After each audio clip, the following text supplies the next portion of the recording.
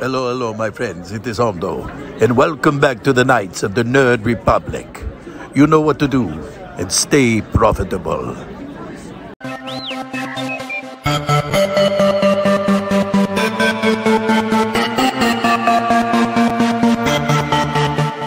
The Nerd Academy podcast is released weekly at 12 p.m. Eastern Standard Time, available on our website at www.thenerdacademypodcast.com and wherever you listen to podcasts. You can find the Nerd Academy podcast on Facebook, Twitter, Instagram, and YouTube. You can also help support the show by going to patreon.com/The Nerd Academy podcast, where every donation allows us to bring you more exciting content every week.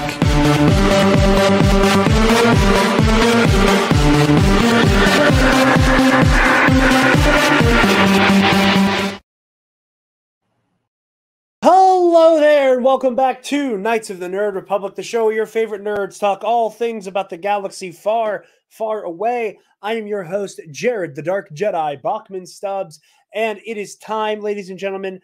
The Bad Batch is back for one last mission, and this is going to be our week-to-week coverage of every episode of Season 3, the final season of The Bad Batch here on the Nerd Academy podcast. I'm very excited. This is a show that has grown on me significantly. I was not that into Season 1, and Season 2 really, really did knock my socks off and change the game, and I'm very excited to go on one last ride with Clone Force 99. It does make me kind of sentimental, as this will be the first Star Wars show that we will have covered in its totality on Knights of the Nerd Republic. The show started after Rebels had finished, after Resistance had finished, and all the other shows are ongoing. You have like your one-offs like Obi-Wan Kenobi and Book of Boba Fett. I hope Book of Boba Fett isn't a one-off, but this is our first like series that we have covered as a season to season, week to week, episode to episode thing that is wrapping up here. So here on KNR. So it's kind of, in my feels about it in a, kind of fun, sentimental way. But I am not alone. As you guys know, I am joined by the one and only Kason Craig Ungin himself. Good evening. I'm so excited to talk about the batch. I missed the gang so much. Yeah, 3-episode premiere is pretty wild, pretty cool, pretty fun. The Empire magazine stuff is pretty cool too. The prequels are finally getting the love they've always deserved, and I'm so happy for Hayden Christensen. But I do want to say that I'm like, Liam Neeson shouted out Ahmed Best in his interview, and I'm kind of upset that Ahmed Best was nowhere to be found. Yeah, Jar Jar is the prequels. Like he's not entirely the prequels, but like he is in the DNA of the prequels and the Clone Wars. Listen, we got somebody popping off backstage who's definitely going to want to weigh in on that. Jerry's mad that I'm starting without him. My bad. Yeah, from the Bombadcast and fellow castmate of Ionized Bastards, we have Gerry the Canon Junkie. Woo! Listen, I was just backstage. Epic Confrontation's number one contender. Oh, that's right. And right now, number one contender. Yeah, that's right. That's right. I know Jarod is just chomping at the bit to take me out. But let's say you saw that killer promo Kason cut to Many Men by 50 Cent. And I just take pride in being and living rent free in the minds of every single Hyper Confrontations player. I'll send you the original version. Sure, that's the way it goes. Sure. Yeah, whatever. No, it's fine. Like I was backstage. I was giving the devil horns backstage. Like hell yeah, Jar Jar's my Lord and Savior. Hell yeah. But yeah, no. Bad Batch is back, and I cried in the first episode, so I'm doomed. All right. I'm doomed. I am very excited. I will say on the topic of this preamble, Jar Jar, before we get a word from our sponsor. I must say, we're not sponsored by Roosevelt's yet. Steve, anytime now, baby. I am so to my core excited for the 25th anniversary Phantom Menace collection. They were showing teasers for it, and I believe it was Orlando MegaCon. That I'm just so excited for. Like their ropers, like their cowboy shirts. Kason's wearing his Bo-Katan one in some of the thumbnails, probably in this one as well. If you look at that, it's like the cowboy, like with like with that exact hat, but it's got like the cowboy shirt, like shoulder pads with like the pearl buttons. They were teasing a Darth Maul one. Beautiful. So like the shirt's black with like red piping with like Maul's face on it. They had like a Brady Bunch style pop art Jar Jar Binks one that I'm so incredibly excited for. And apparently they said that there's going to be like multiple Jar Jar shirts. So it's not just that one. They said there's going to be pod racer stuff. Oh goddamn! I know. Like everybody on this, our entire friend financially afford this. Our entire friend circle. That's what I'm saying. I'll be, never recover. Are going to be fucking destitute by the time this Phantom Meta. Listen, I'm not kidding you. I have to buy Kason, food for my child, and my girlfriend are low-key planning a vacation around getting these shirts. Oh hell yeah. There you go. Because the way my conspiracy brain works, Fan Expo Philadelphia is happening the weekend of May the 4th. Mm-hmm. Roosevelt's always releases a Star Wars collection on May the 4th, even if it's not on like a Tuesday or Thursday. Right. Normally, their like big recent drops have exclusive variants at the conventions. Which stands to reason that there is going to be 25th anniversary Phantom Menace stuff that you will only ever be able to get at Fan Expo Philadelphia. And we're there, baby. We're there. The plan is we're going to be there all weekend. So if anybody's listening who's in that area plans on being a Fan Expo Philly, please come through. Kason, we never got a chance to upload it. Kason edited together a great vlog from our first one. I might even drop it leading up to actual Fan Expo Philly, and then we'll release a new one. Or maybe it'll go up for patrons of the old one. But we're absolutely going to be doing another little mini vlog, video diary type thing at the next Fan Expo Philly. Can you guys hear the cars passing by my house? Is it loud? No. Is it obnoxious? Okay, good. Thing. Okay, good. There was this little that came by, and I'm very warm, so I'm letting the cold air hit me like directly from the window here. You know how many times I hear police sirens go past my house, like when I'm recording something? It's like every time. It's every time. No, I've never heard it. So there you go. There you go. Yeah, no, very, very, very excited, especially for the Phantom Menace love. But before we start talking about any of that stuff, we do have a word from our lovely sponsors at, let me get to the page, SundaysBloodyMary.com. You guys know the drill. Sundays Bloody Mary has the most badass Bloody Mary accoutrement in the galaxy with their 3-time award-winning spicy Caesar mix, as well as their mild and traditional mixes if the spice ain't for you. You can also get your freak on and garnish that bad boy with some pickled dilly beans, okra, and asparagus, also award-winning, and get nasty and salt that rim. This former bartender will never touch a Bloody Mary mix unless it is Sunday's Bloody Mary, the only Bloody Mary mix that can make a better Bloody than I can or my mother from scratch. She's the best goddamn bartender I know, and I was her Padawan. So let that stand. That Sundays is where it's at, baby. I am probably going to be seeing these two gentlemen. I mean, I see Kason pretty frequently, but I'm probably going to be seeing Gerry and a lot of our other friends over the summer, and I'm absolutely bringing some Sunday's Bloody Mary over to that trip. So I can Sunday's Bloody Mary pill everybody and get some Hala brand pickled vodka or pickle vodka, because I'm pretty sure you can only get it in PA, because I'm pretty sure it's made in PA. But yeah, use the link in the description down below and use the code TNAP, TNAP at checkout to get 10% off your order and help out your favorite nerds while you do it. So, keeping this prequel love conversation going, Empire Magazine, their big cover stories came out this past week. Unfortunately, the physical versions are really hard to get a hold of. And because of that, we're not really going to be able to talk a whole lot about it, just because most of the contents of these interviews and these pieces were mostly in the print version of the article. But we can talk a good bit about, what we do know, what we have seen. Obviously, those covers were incredible. There was the light side version that had Anakin, Obi-Wan, Padme, Mace Windu, and Qui-Gon Jinn on them, and Yoda. and the dark side version that had Lord Vader, Darth Maul, Count Dooku, Jango Fett, Darth Sidious, and General Grievous on those. And then they had a really cool member cover that was like a fun toy box of all of like the prequel era action figures that filled me with joy. I don't normally mark out for just the invocation of action figures. No shame to people who do. I know that there is a very thriving collector community, both just naturally in the wild and also like people who talk about that stuff is like the main thing they discuss when it comes to Star Wars. So no shade there. I've just never been somebody who's like, oh, action figures, yeah.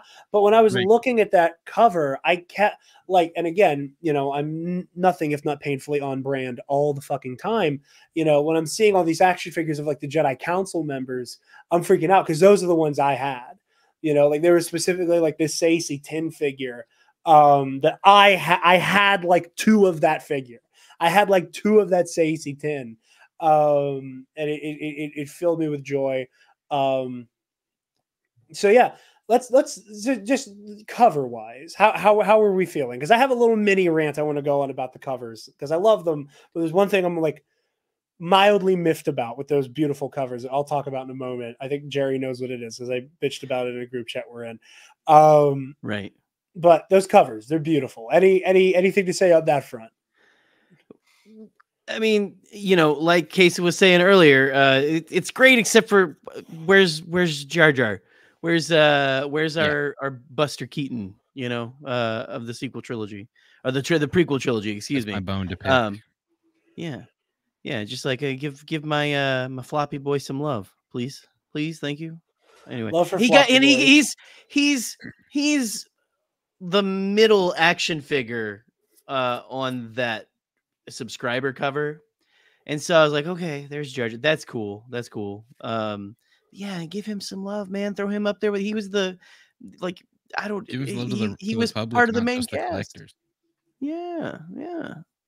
But anyway, but besides that, I mean, it was big time prequel vibes. Sent me right back to. I mean, like I was like.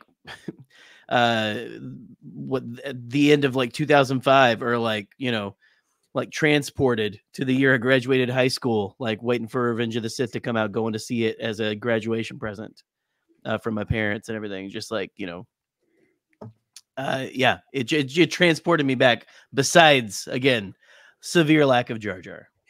Yes, severe lack of Jar Jar. Umbrage. I too take umbrage. Now I am gonna so I have umbrage to take that is much more granular, but something that has been true of the Disney Star Wars era for some time now that has annoyed me to all hell.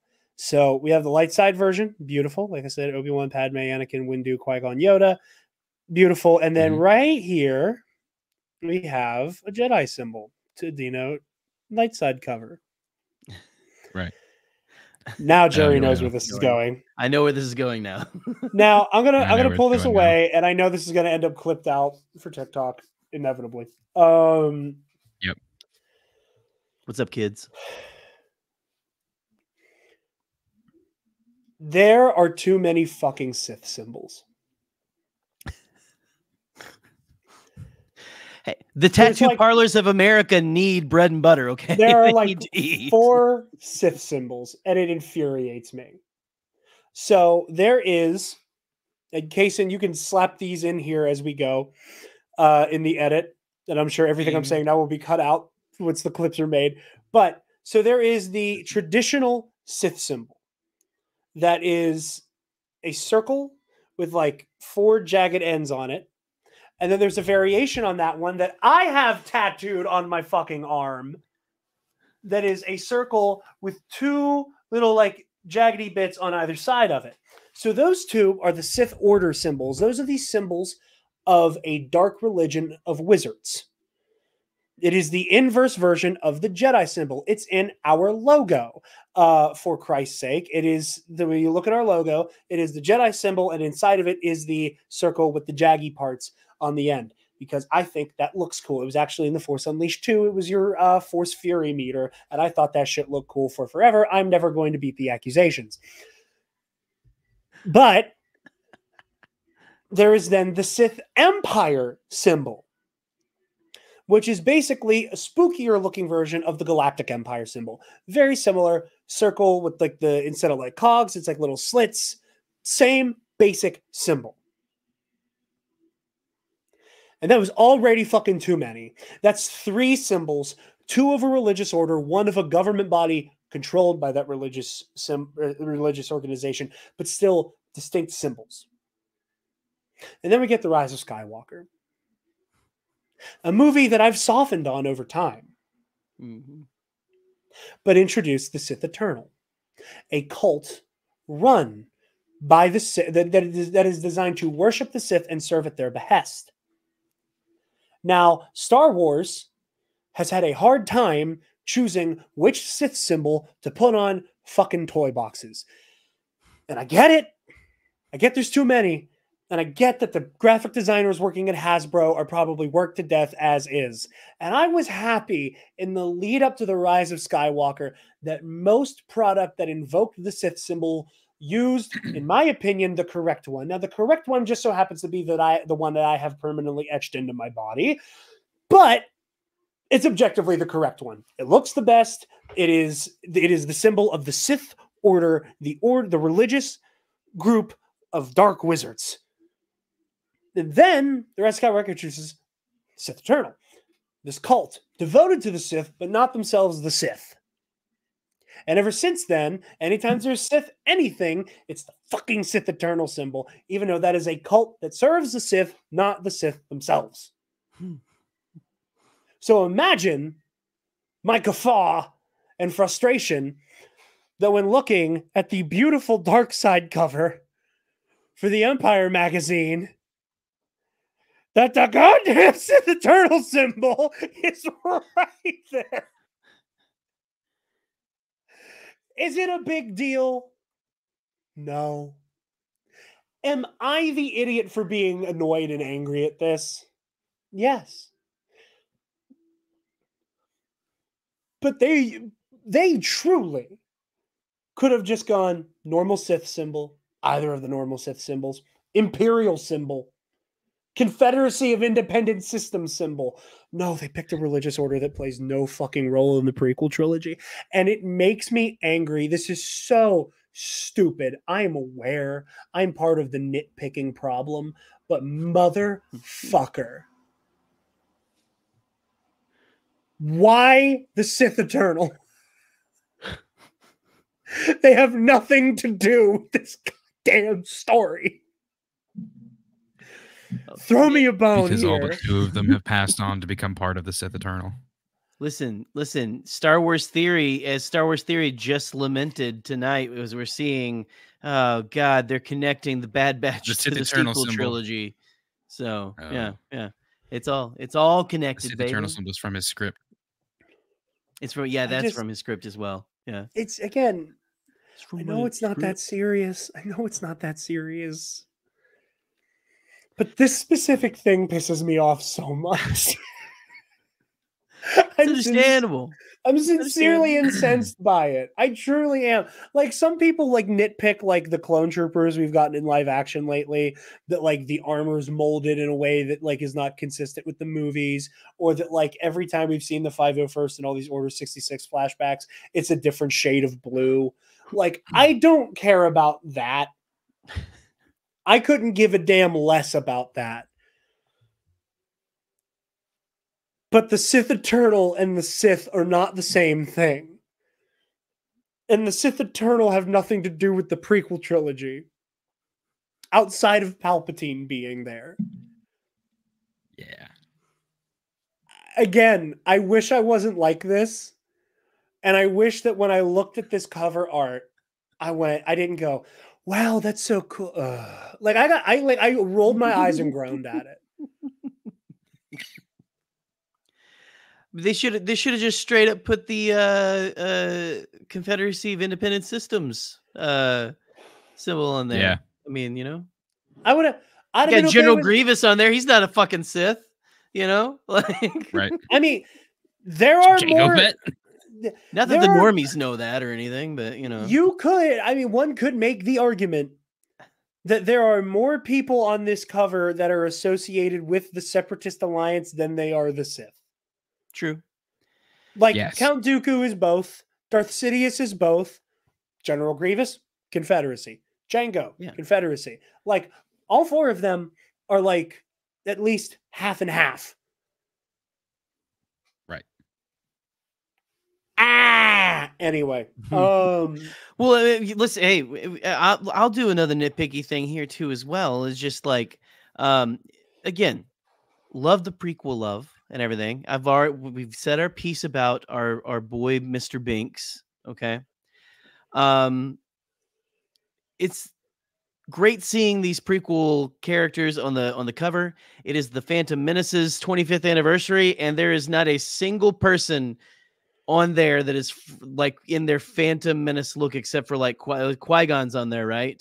Like Qui-Gon and Maul, but like they're Qui-Gon and only Maul. in the Phantom Menace. Those are the only that's the only Phantom Menace they have, and it's like you could have like put like the like Queen Amidala with like the classic like red dress, the like the black, like just hairpiece and everything. And like my boy Jake Lloyd, like give that kid some love, man, for real. Yeah. But anyway, that was another thing. I was like, oh, we are still so embarrassed. Are we still so embarrassed by the prequel, especially Phantom Menace, which in my opinion is the best prequel? I will say I thought it was cool that Empire ran 3 dueling opinion pieces about which is the best prequel movie. Yeah. Like, if you go to their homepage, it is why The Phantom Menace is the best movie of the prequel trilogy, why Attack of the Clones is the best in the prequel, why Revenge of the Sith is the best in the prequel trilogy. So I thought that was cute. I thought that was really cute that there was one stomping for each of the prequels. Obviously, as everybody's seen by now, there was the incredible photo shoot with Hayden Christensen. I will try to pull that up as well so people can see that. If you somehow haven't seen the incredible photos that they did for Hayden as like an exclusive interview and photo shoot, try to get to that where he was talking about being in a better place with his relationship with the prequel trilogy, which is really good to see. Like I could only imagine that he'd be in a better place now than he was back in the day. Right. But let me pull this up so we can share the photos. But yeah, no, I love what he said as well, because he was talking about patience. He was like, if I can impart any advice to my younger self, it would be to be patient, and that the kids who love these movies will they will grow up and get to have their time in the sun to speak on it. Here is this incredible photo paying homage to the iconic Phantom Menace teaser poster. Again, I really wish they could have had Jake Lloyd to talk about it. I understand he's reclusive these days, and he doesn't owe it to us. I think there's just a whole lot of Star Wars fans, namely us, and a lot of people like us who want nothing more than for Jake to get his flowers. That Ahmed and Hayden have been like getting the fuck out of their flowers. Yeah. And Jake deserves that time in the sun as well. Well, like, there was the moment a couple years ago, where Ahmed posted about his a suicide attempt and everything, which was absolutely powerful. And like a lot of us, like that's not the thing that changed like my mind on Jar Jar, honestly. But it's just like I want a redemption arc for that kid, for Jake Lloyd. Excuse me. He's not a kid anymore. I need to give him his respect, but give the man his damn respect that he needs. And I want a redemption arc for him so bad. Yeah. But the Hayden pictures, like, were instantly iconic. Oh yeah. Instantly iconic. Like absolutely insane. I know baggy is in right now. And I'm a bigger guy, so I've always like chafed against wearing baggy clothes because like, and I know Kason can relate to this, is that more often than not, stuff that fits us easily is stuff that like is way too big for us. Like it feels like to make a timely Dune joke, it feels like the only sizes that exist sometimes are Timothy Chalamet and fucking Baron Harkonnen. And like, I don't wear the same size shirt as Baron Harkonnen, but so like I've all of that to say, I have not been super into the baggy aesthetic because I feel like it will illy fit me and I'll look schlubby in it. Yeah, Hayden that's me too. Christensen wears baggy like a motherfucker. Oh, This man is baggy and it works so well. And I love these photo shoots. He looks incredible. The man looks great. Kason and I had the pleasure of meeting him last year, and just what a stylish guy. A man is always dripped out.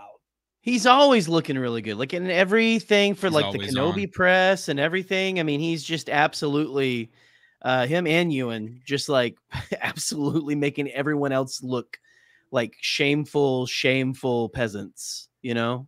It's just they look fantastic.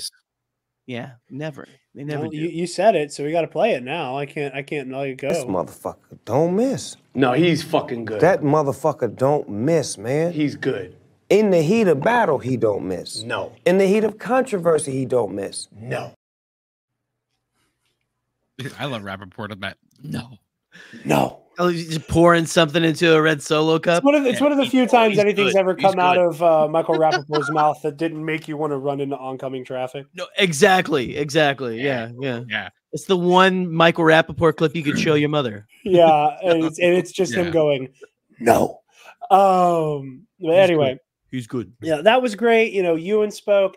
I will say my favorite thing about the Empire coverage was the conversation they had with Samuel L. Jackson. That I don't think I'll be able to pull up, but I will just be reading directly from it because Mr. Jackson just posted it to his Instagram. It was a little thing just called the Jedi Texts. It was like a little side piece to their main column. We fired off some key questions for Samuel L. Jackson for this issue. His brief but high energy replies in full. Now I'm gonna mic down for this, Jordan. I'm gonna pull a knowledge fight and push the microphone away because these responses are in all caps and I do believe they were meant to be yelled. What are your memories from your outstanding Palpatine fight? 92 moves through 3 rooms backwards in boots and a robe. What were your thoughts on Mace's death? He's not dead. Do you have any Mace Windu action figures? Tons. If Lucasfilm came calling about a Mace Windu solo series for Disney Plus, what would you want to do in it? Everything, yes. Sam Jackson's thoughts on the Star Wars prequel trilogy and Mace Windu. What would you like to do with it? Everything, motherfucker. Everything. Oh, geez. It's just the way. Like, okay, so not too long ago, I had the pleasure of writing an Epic Confrontations match. It was like an Inner Geekdom style exhibition match. Our very own Travis Grossman played in it. And for one of my round 2 Marvel questions, I wrote a question about Blade Trinity. And the question was, how does Blade respond when Dracula asks if he's ready to die? And one of the multiple choice answers that everybody thought was hilarious was, and it was one of the incorrect ones, but I put B, bitch, I'm Blade, in response to Blade, are you ready to die? And all of our friends who read those thought they were funny, and our dear friend Alden Diaz made a very funny point, and he picked up exactly what I was trying to put out there with the question, with that answer. And it's funny because it does not answer the question. Blade, ready to die, bitch, I'm Blade, does not answer that question. And it makes me think of some of Sam Jackson's answers. Because what are your memories from your outstanding fight with Emperor Palpatine? 92 moves through 3 rooms backwards and in a robe. In boots and in a robe. That does not answer the fucking question. No. was gonna say like that's it. Like, is that his answer to backwards in and heels or something? It's like I'm just so deeply entertained by like, what are your memories? And clearly the people at Empire are expecting like, oh, this, that, maybe even bringing up the fact that they had to completely retool the fight because the Right. set wasn't big enough and they had to I think they're expecting an answer and all oh, I had a Sam lovely time responds with Frank Oz or something. I keep calling him Mace. All Sam Jackson can respond with 92 moves across 3 rooms backwards and boots in a robe. This What are your might be the memories of funniest.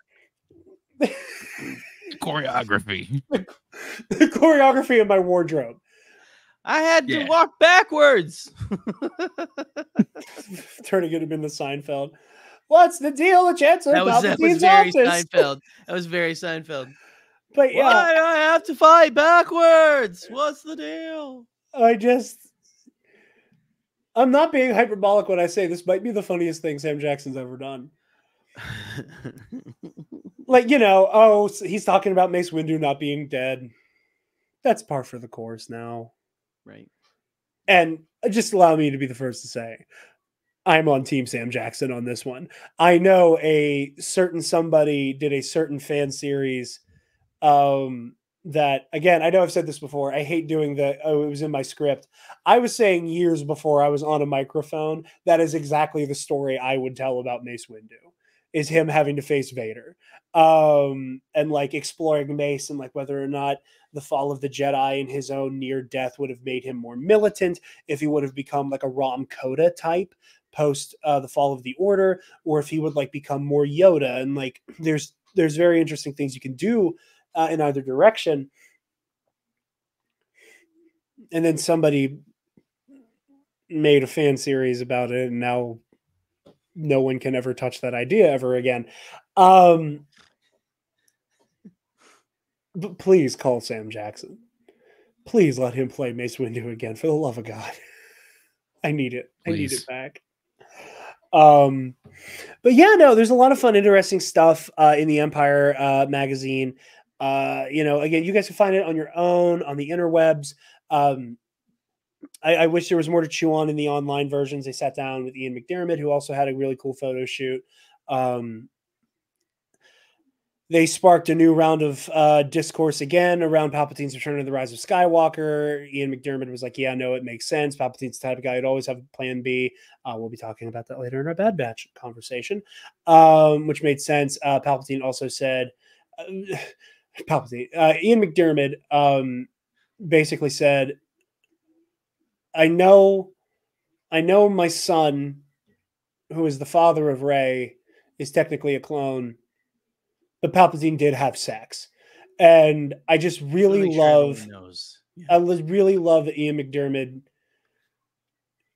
pretty much apropos of nothing, wanted to make sure everybody knew that Palpatine fucked. Yeah. And I've met Ian McDiarmid before, and if I ever got the opportunity to meet him again, I want the next autograph to have something to do with Palpatine fucking. Just gonna say, like, love Ian Palpatine fucks. I need it. I need something like she Dartham Sidious to lie unlimited power. Like I need it. But anyway, go check out the Empire magazine stuff. It's very, very cool pieces here about the prequels and them getting their love. I will say, if there's one thing I was really disappointed by, obviously lack of Jar Jar. But the discourse went to a really, really infuriating place the day these were announced. And I saw a lot of people talking about the prequel trilogy like it was still 2005. And as I've said with regards to the sequel trilogy, if you tell me you don't like the sequels, I'm not going to assume you don't like the sequels because you're a racist or a misogynist or whatever. But when I start talking about why the racist and misogynistic critiques against the sequels are invalid and stupid, and then you tell me that you actually don't like them for good reasons, I'm going to assume that you heard yourself in my complaint and are getting defensive about that. And when there are all these people talking about how much they love that these movies are finally getting their flowers, and then you get this handful of people who are like, guys, they're still bad, or complaining about people lowering their standards to now like the prequels, it really makes me angry, because I feel like the prequel conversation that's happening right now it could not be happening in less of a not vacuum, if that makes sense.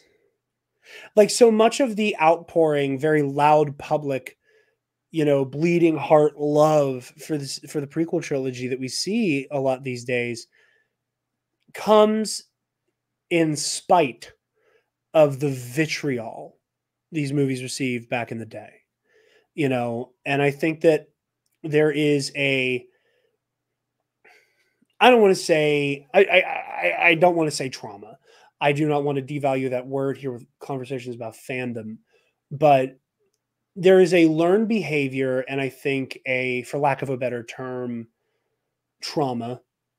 That, again, I don't like using that word, but I can't think of another one. That the hatred of the prequel trilogy directly bled into the sequels. There's a lot of people who ride for the fucking prequel trilogy, Revenge of the Sith especially, that use the prequels and use what they love about them as a way to criticize and rip apart the sequel trilogy. And it's those prequel kids that are all grown up now that I shake my head at, because those kids have now decided you've become the very thing you swore to destroy. You are continuing this cycle of invalidating other people's fandom, which in this space, as far as I'm concerned, is a cardinal fucking sin. And that it's something that is not acceptable to me, period. Right. And I get so upset, because while I want to yell at like the prequel fanboy who won't stop talking about how much he loves Revenge of the Sith and why he loves Revenge of the Sith so much that The Rise of Skywalker or The Last Jedi or The Force Awakens makes him want to gouge his eyes out, I then turn around and I see like celebrated film critics in 2024 saying that we as the moviegoer have lowered our standards, and that's why people have softened on the prequels. And not because the movies grew on them or they learned to act more reasonable adults about it, instead of, making shit like People versus George Lucas. Mean-spirited documentaries about how George Lucas ruined your childhood. I think that there is a maturity that has come with the embrace of the prequel trilogy. And I think that that yelling "stop having fun" at people is just diametrically opposed to that growth.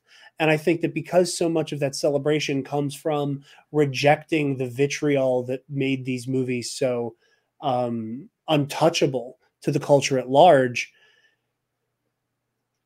it feels like you're reinforcing that bad behavior that got us here. There's a small number of lessons that fandom culture have learned over the years, and the change of heart that the prequel trilogy has received is on the short list of good things that were learned. And there are a lot of people who, again, continued that cycle. And it's because I think that there was a pent up sense of resentment of like, I didn't get to have a ubiquitously loved trilogy, and neither do you. That again comes with a lot of baggage of the misogyny and the racism that affects the sequel discourse and always will. But yeah, I'm disappointed by that. And I was sincerely surprised by it. I really did think that we had kind of reached a point of being willing to just accept these movies as they are and accept what we love about them and accept the fact that the people who grew up with them now do have something to say. Whether or not you agree with it, that's fine. Again, I do not demand that you sit at the edge of your seat for all 82 minutes of the Boonta Eve Classic. However, if your reaction to people saying, I'm so glad to see this celebrated, is to remind people why you think it sucks and say that their standards have been lowered, you're part of the fucking problem. I got news for them. My standards were already on the floor. Yeah, so don't even worry about it. We ain't changing over here. Nah, baby. Nah, I've been the same. Jerry said we've been here. We've been here. Listen, man, the Phantom Menace. Welcome to the Dust Bunny bin. Yeah, come on. Let's go. Listen, the Phantom Menace has always been my favorite prequel. So, like, this is the worst you're gonna get from me. Like, I'll be there when Attack of the Clones comes out in the theater in the next 3 years. I'm not gonna be like, you know, woo! I'm not gonna be as hyped about it. Yeah, I ain't popping the champagne. Yeah, you know, I will for Revenge of the Sith. Attack of the Clones is cool, but it's no Boone Eve classic. It's no, it's funny. That's right. So, as many people know, I am a crier when I watch things. I'm especially a Star Wars crier. And Kason knows where this is going. He was there, unfortunately. And I visited my family for dinner earlier this week. And I was talking to my girlfriend and my Nana about how excited I am to see the Phantom Menace in the theater. And the conversation of how much are you going to cry came up. And we started jokingly trying to count what all scenes would make me cry. And while trying to map this out, me seeing Return to the Jedi in theaters last year came up, an event Kason was present for, an event that Kason had a front row seat to me openly sobbing, hysterically weeping for the last 20 minutes of Return of the Jedi. And talking about how, you know, we were like 8 people deep for that. Like 6, 7, 8 people deep. We had a whole squad for that. And how I was the last person to come out of the auditorium, and all our friends are standing in the hallway, and I come out of the auditorium and my face is red and I'm all fucking puffy because I have been sobbing for 20 minutes. Mm. And you heard Vader go, no, and then you heard Jarod. Verbatim what Taylor said the other night. No. But no, so we were trying to figure out how many times am I going to cry during the Phantom Menace? And I was like, so I'm going to cry during the opening crawl. That is a given. I was like, anytime I've seen Star Wars in the theater since 2015, a long time ago in a galaxy far, far away, I get choked up. I'm crying. Every time, that's how it's worked. So, and my Nana rolls her eyes, and I'm like, yeah, but you don't understand. I didn't get to have Star Wars in the theater. I saw Attack of the Clones, and I don't even remember it. And I was in kindergarten when I saw Revenge of the Sith. I didn't get to experience all the movies in the theater. Like, so this is like, and my Nana very graciously went, that's fair. So she gave me the opening crawl. I love Jean. She gave me the opening crawl. She's a saint. She was like, okay, I hear that. That's valid. And then I was like, so I'll calm down, and then I'm going to start crying again when Obi-Wan and Qui-Gon fight the battle droids. Yes. Because that moment for me is so like that is ingrained into my mind as like the kind of adventure and heroism you get from Star Wars. Like just that where they're cutting down the battle droids. This like the very specific beats with that choreography, seeing Ewan and Liam like fully in sync as those characters. Like that moment, like I always just get like filled with excitement. Oh, hell yeah. Well, me and Scotty talked about that moment like on a podcast a little bit ago, and like it's like a rock show. It's like you're at a show, like a really show you're really excited for, and they like the smoke starts coming out, and then you see the lightsabers. I mean, goddamn it, I love that scene too. I love it. That. No, I want to make a very direct comparison with that because I agree with that. I've seen Earth, Wind, and Fire live twice. My favorite band. And both times they opened with "When You Wish," "When You Wish Upon a Star." It may not actually be the title, not the Disney one, obviously, but you know what I'm talking about. It's Earth, Wind, and Fire. Jiminy Cricket in Earth, Wind, and Fire? Yeah. He replaced Maurice. It's really hard to see him live. He's on there. He's on stage. They got the jumbotron for him. Yeah, I got the jumbotron for him. Jiminy Cricket, really into funk and disco. Who'd have thought? But gotta make it to the show, Pinocchio. But that that bass line, people lose their fucking minds. Boo, boo, pandemonium. Like that is exactly how I feel when I see that scene. And I love the concert comparison because that's where I go. That is exactly where I go.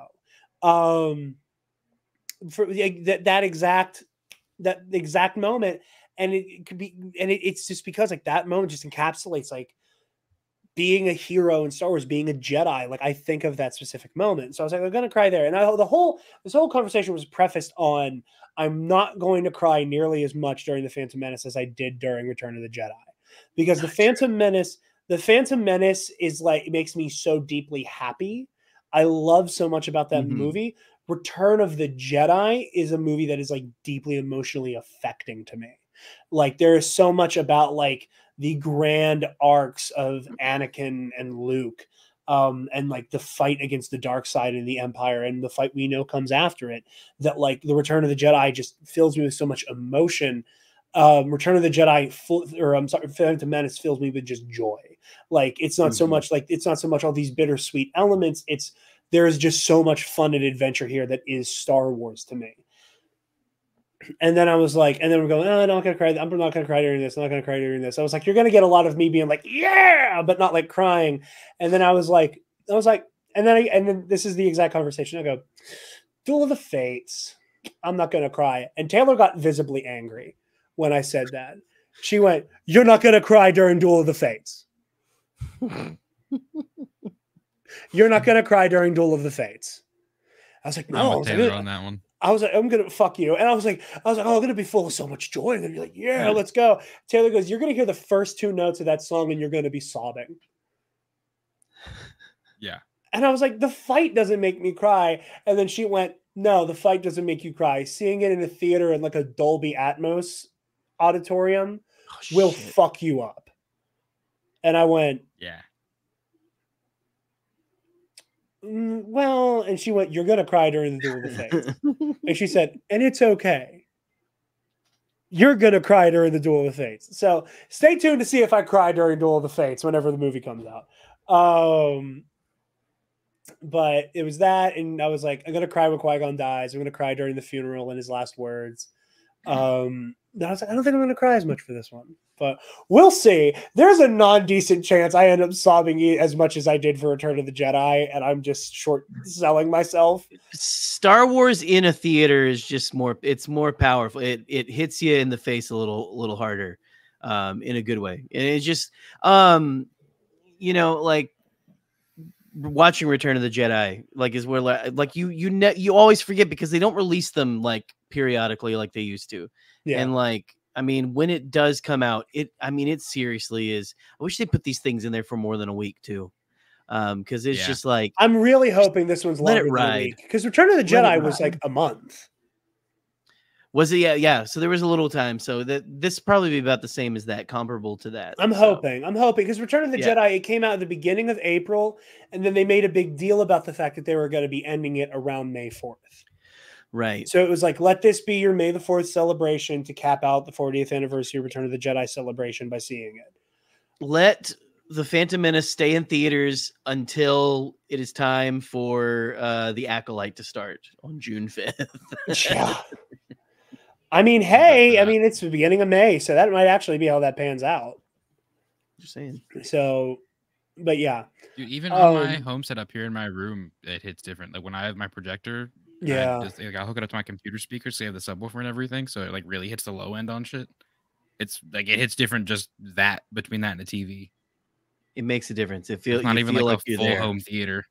Yeah. I also apologize in advance to the people that I'll be seeing this with, Because I know, again, like it's May the 4th weekend, so like we'll be in Philadelphia, and I know there's a bunch of people in like the Roosevelt's Facebook group who have already expressed interest in trying to do like a Roosevelt's like mini meetup to go see Phantom Menace. And if I see it again the next weekend with like my family, I apologize to anybody whom I'm going to immediately want to have a lightsaber fight with.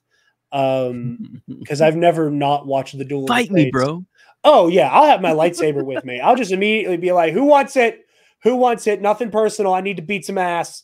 I need to beat some ass right now, right now. Just I'll like let me take on all the Roosevelt's insiders. Death to all of them. Just full Macho Man from Spider-Man. Like, Yeah, I got you for 3 minutes. 3 minutes of meat time. 3 minutes in the Petronaki Arena with the Dark Jedi. Oh yeah, yeah. The cream of the crop and epic confrontations. Yeah. But anyway, so very excited for all of that. Happy 25 years of the prequels, everybody. So, on the topic of some prequel love, real quick, gonna run this story down. We got a huge announcement that I am so excited for. We are getting a remastered re-release of Star Wars Battlefront 1 and 2. you're goddamn right we are. Golf clap for that, sir. Golf clap. It is releasing on March 14th. It is right around the corner. I will be pre-ordering mine tonight. And yeah, it's gonna here's what's really exciting and something that kind of went under the radar is that it looks like it's going to be coming with all the DLC from Battlefront 2. Which would include Hero Assault being extended to pretty much all of the maps, Cloud City making a return to Battlefront 2, as well as Kit Fisto and Asajj Ventress. At the very least, Kit Fisto. We didn't see Ventress, but I'm assuming she's in there. If Kit is there, I saw her in every release I saw. It mentioned her. So, it mentioned her. Okay, cool. Yeah, but yeah, it's very exciting. And again, people have had the opportunity to replay these games on Xbox and on PC. But the big announcement that came with this is this will be also coming back with multiplayer. Multiplayer services are going to be brought back online for this with 64 player lobbies. That's going to be insane. Listen, I'm going to get my tax return back in a couple weeks, and I might have to give in and buy a PS5 just so I can play the remastered Battlefronts. I mean, wow! At the very least, you and I are going to get our money's worth. Yeah. Squadding up. We're about to watch all the half-decent Star Wars podcast hosts squad up and take out those separatist bastards. I can tell you that right now. Hell yeah. Yeah, no, I am ready to just get and everything. Oh man. Oh yeah. I'm ready to just get absolutely bogged down in the bridge of that Cloud City landing pads map. That's like the only that's like my favorite place to have a goddamn shootout in Star Wars land is that stupid ass hallway. I saw you saying that. Mentally, I've been on Bespin since 2006. Well, it's funny you say that because I know Spencer, our very own Spencer, Spooter, Spanky, Spaldo, whatever you like to call him. Spangly. He loves to talk about being a menace to society on Paulus Massa because there is this incredible bottleneck that all of like the NPC clones will funnel into. Then if you're using Darth Maul on that map, and you throw your lightsaber one time, you have the potential to hit like dectuple kill and take out all of the spawn soldiers in one lightsaber throw and wait for them all to respawn and funnel into the same corridor. So yeah, I didn't play Battlefront 1 as much as Battlefront 2, and I'm not going to lie to you. That's because I couldn't use a lightsaber in Battlefront 1. It's fair. I have no shame about saying that. But absolutely, man, this is going to be incredible. I'm so excited for this. This is great news. The more Star Wars remasters, the better. A lot of these games are on the verge of being lost media in many ways, just because like just because backwards compatibility is such a hit and miss for a lot of things, you know, like especially PS2 games, you know, like, yeah, like there's a lot you can do on Xbox, but like because so many people have migrated to PlayStation, because of exclusives, there is no way to do backwards compatibility for a game that came on a cartridge. You know, I mean, I'm sure the hardware could exist, but it's just going to make the consoles more expensive. So I really, really do love this litany of re-releases. I know there's a couple I would like to see get this treatment. Obviously, it goes without saying, I'd love to see Obi-Wan get a remaster. Y'all aren't going to hear from me for a long time if Obi-Wan gets a remaster. I'm making Kason come over so I can play Jedi Arena with somebody. Hell yeah. I think the next big one that needs a remaster is going to be Revenge of the Sith. Oh, yeah. I feel like that's the next obvious one. Yeah, because especially Revenge of the Sith, that game, like that movie and everything in the game came out like right before the Xbox 360 and the PS3, right? Yeah. Yeah, and so it's not even like they had like updated graphics for that. Like they were the character models in that game are so blocky. A remaster would be awesome. I mean, they're not too bad. They're not super bad by 2005 standards. Fair. They're not as blocky as I think you think they are. But I mean, honestly, I mean, just so people can play it more easily, you know, like, again, it's one of those issues. I mean, at least that I have, is that, you know, my sister inherited my Xbox One. And it sits in my family's house. And she plays it frequently. And I'm not complaining about that. Except for the fact that, like, when I get a hankering to play Battlefront 2, I can't. You know, because I have my old Battlefront 2 on that Xbox. You know, I can't play Revenge of the Sith. I need my 360 or my OG Xbox to do that. So, like, for me and my own selfish purposes, you know, like, you know, the only times I ever get to play those games is if I spend a night over in with my family. And then I'm up until the ass crack of dawn playing old Star Wars games I don't get to play anymore because I live an hour away. You know, so I'm over there, and little sister will go to bed, and I'm like, all right, good night, everybody. And I'm holed up in her game room, in her like adjacent playroom till like 4 a.m, playing Rise of the Empire or Revenge of the Sith, you know, or I'm just like, my eyes are popping out of their sockets because I'm on my 8th attempt to kill Sindralig, you know. So I'm really hoping Revenge of the Sith is the next one to get this treatment. So yeah. Any other thoughts on that before we hit one last story before Bad Batch? No, I'm just ready to again blast the hell out of some stormtroopers on that bridge. Jump to my death if it looks like it's looking bad, because it's got little windows on the side of it and everything. It's gonna be fucking fantastic. That's all I have to say about that. Yeah. Love that bridge. One last bit here. There's nothing confirmed yet. However, it looks like the next batch of Legends Essential novels has allegedly leaked. We are looking at X-Wing Solo Command by Aaron Alston, The Han Solo Adventures by Brian Daley, and one that excites me very much, the novelization for The Force Unleashed. I'm very excited by that. Last one, for a little bit of sizzle for you guys. I'm working on a series of episodes about The Force Unleashed. It'll be a podcast episode, a video essay, and then one last one that would be kind of a big thing that I'm not going to say anything about should it not happen. But at the very least, there are 2 Force Unleashed related projects we have cooking over here. And I was lamenting that I need a physical copy of The Force Unleashed to annotate for that. And they're not in print anymore. So a Essential Legends Collection version would be very nice to have. And I'm glad that it looks like that's going to be our next batch coming up. I'm also very excited to see what that artwork looks like. I've been kind of hit or miss for the Essential Legends Collection artwork. There have been some that I think are really good. There have been some that I think have been regressions. For example, I think the original artwork for Star Wars Death Troopers is infinitely better than just like the one we have for the Legends collection, where it's just like, ooh, zombie stormtroopers, where the original artwork is a scene depicted directly in the book where they go into part of the purge and there is like a severed stormtrooper head hanging on a meat hook.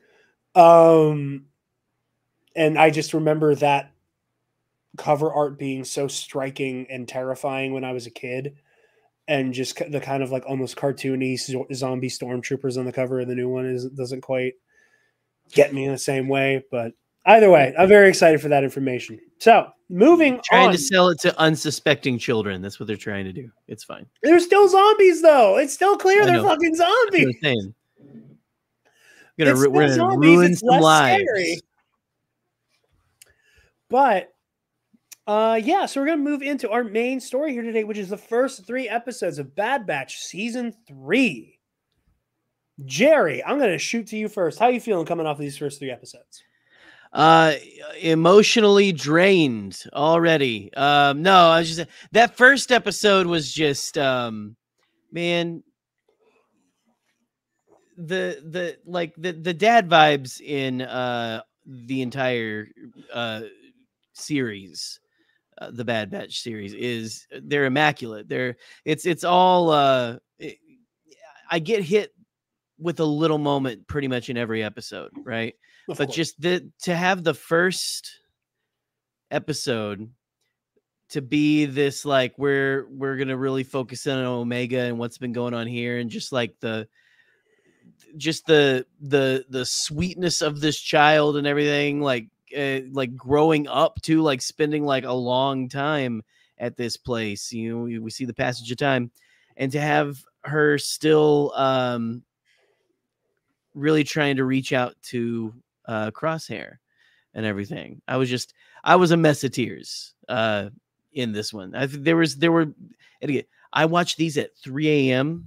upon this recording, the night they came out, and I haven't got to revisit them, but I can't remember exactly what it was, but there was a particular moment that just absolutely crushed me. So, but yeah, no, I'm feeling good with these episodes, man. You had that one, then you had the absolute fun, or just the adventure of the second episode with Wrecker and Hunter, which made me realize how small the fucking crew is now, which is Yeah. also very sad. That would hit really hard. And then top it all off with Mr.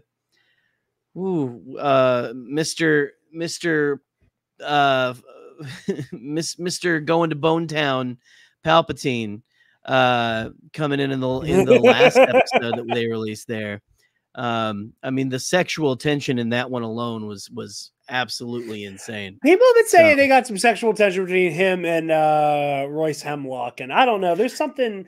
Maybe it's because I hate Hemlock so much that I just see him as like a fucking Ken doll from the waist He's down. a sycophant. He's a sycophant for Palpatine. I don't know if I don't know if he's a succophant. Is that no? We're gonna back off of it. I don't know if he'd want that or not. So I didn't pick up on that. I do think he wants jail to for succophant, I must say. Thank you. It's fine. I jail. accept my fate. My God.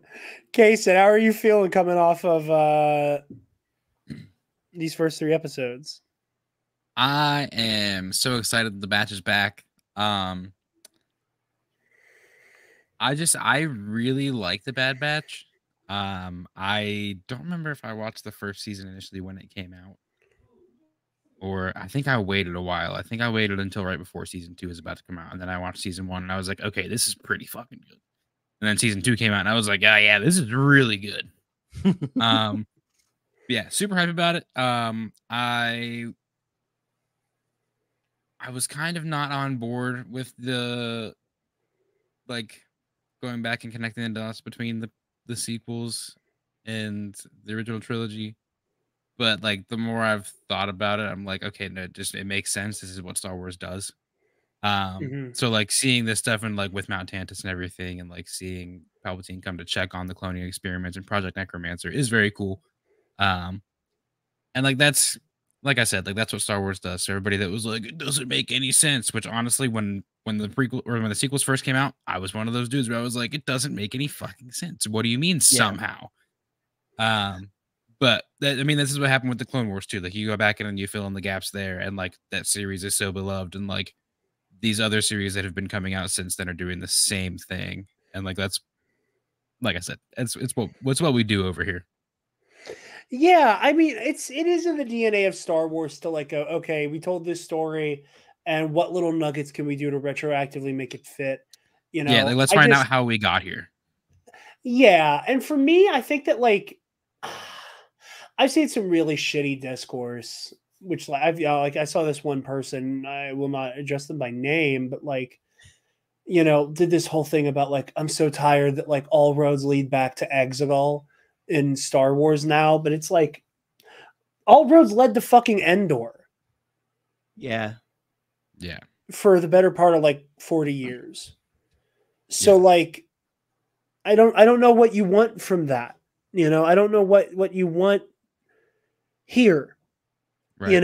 It's the nature of these stories, and I think it would be frankly, I think it would be stranger if this story that is about the last dance of the clone army to have nothing to do with Palpatine and his plot to extend his life, and again, like it's things that are in the periphery almost. Like I'm not to say that like what is happening with the Empire and the Sidious and these clones is not paramount to the story. It is, but by the same token, like it's not like the main thrust of this season or this series has been Palpatine's plot with cloning.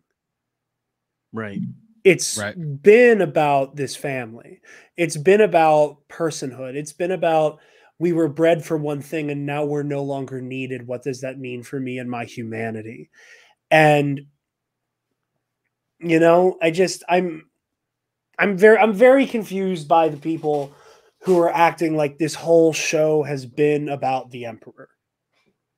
I just think it's dishonest. I mean, I think we're going to get more Sidious in this season, but so far he's shown up in one episode a season. Yep. Briefly at that. Right. We got one scene of him addressing the Senate last season. We got to see Sidious do basically the day 2 version of the, reorganize into the first galactic empire. Like we saw like a speech like that.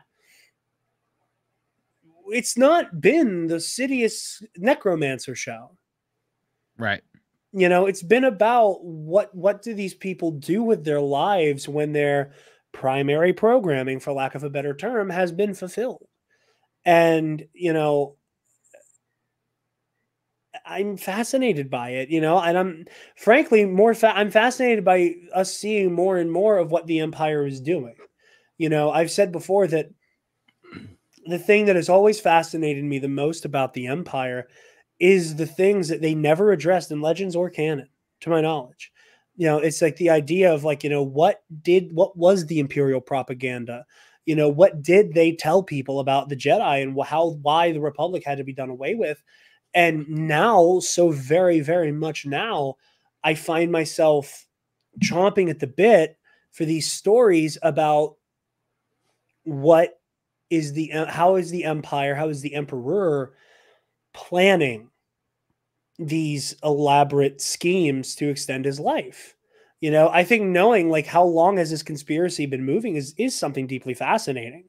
And I've said this before. I believe I said it whenever I was on Star Wars Explained last season, and a little bit of sizzle on March 6th, I believe, the third night of releases, but technically the 5th episode of this season. I'm going to be on Star Wars Explained again. So go tune in for that, for their live stream review. But, I think I said it there. Like, I think it's going to be really cool if we end up learning that the clone troopers, these people who were disposable to the Empire, set Sidious's plan back 30 years. That learning that, like, you're disposable, you're here to serve a purpose, you're treated as fleshy battle droids who we've programmed to, like, lose your shit when a code word is uttered, that they so aggressively and emphatically reclaim their personhood and end up fucking up Palpatine's plans forever.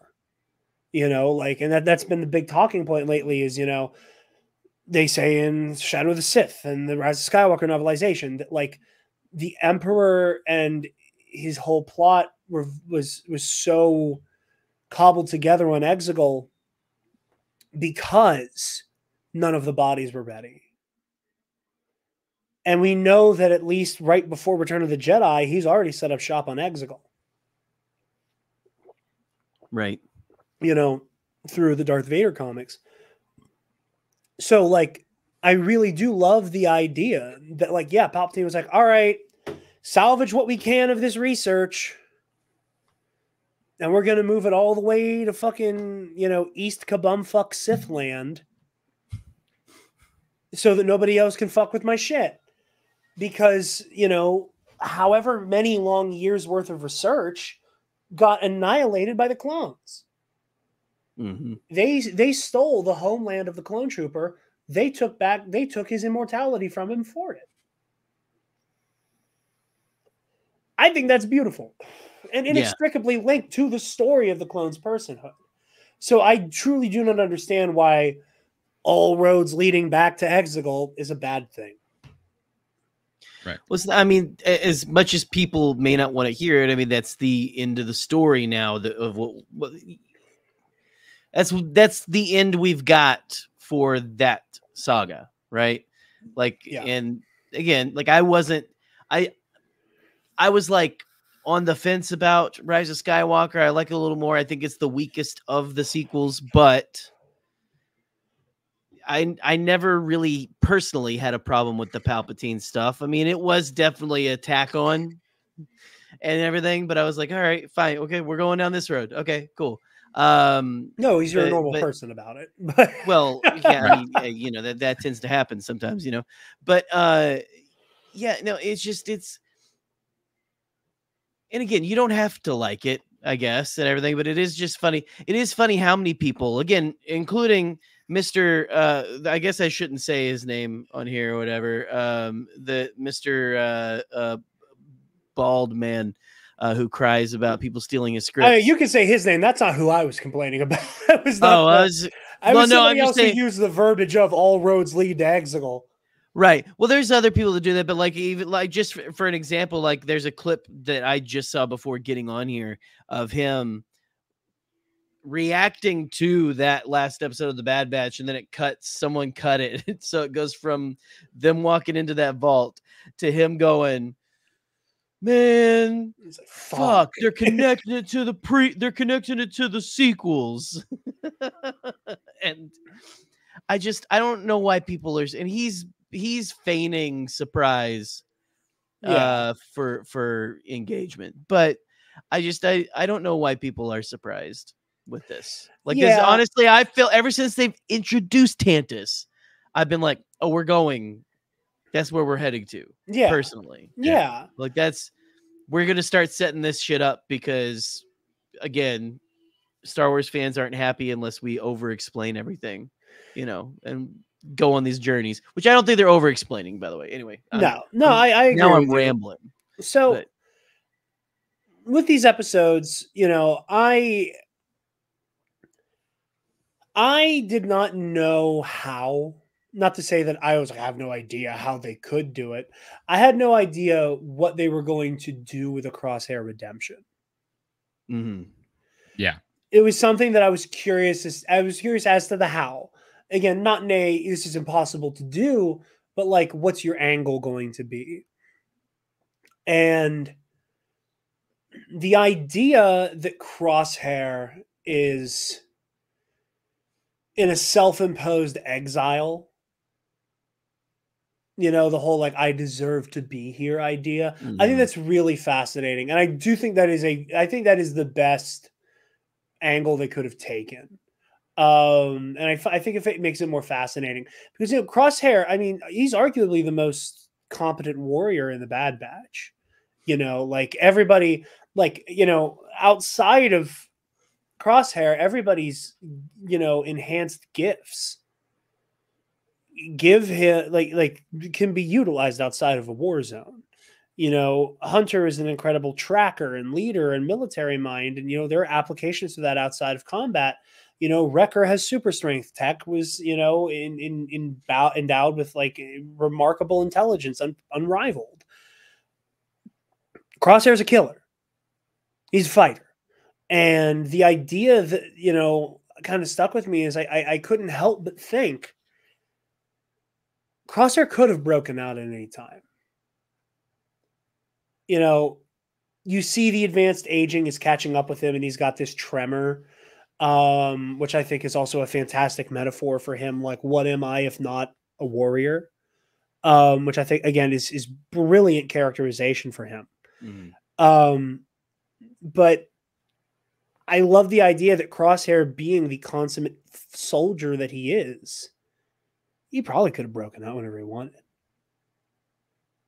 That like, yeah, it would have been hairy, and maybe there's not a guarantee he'll make it out. But like, out of any clone in that building, Crosshair could do it. Yep. They didn't think he was worthy of that freedom because of the way he betrayed his brothers. Because he fucked up so bad that he got Omega captured in many ways, at least as far as he's concerned. I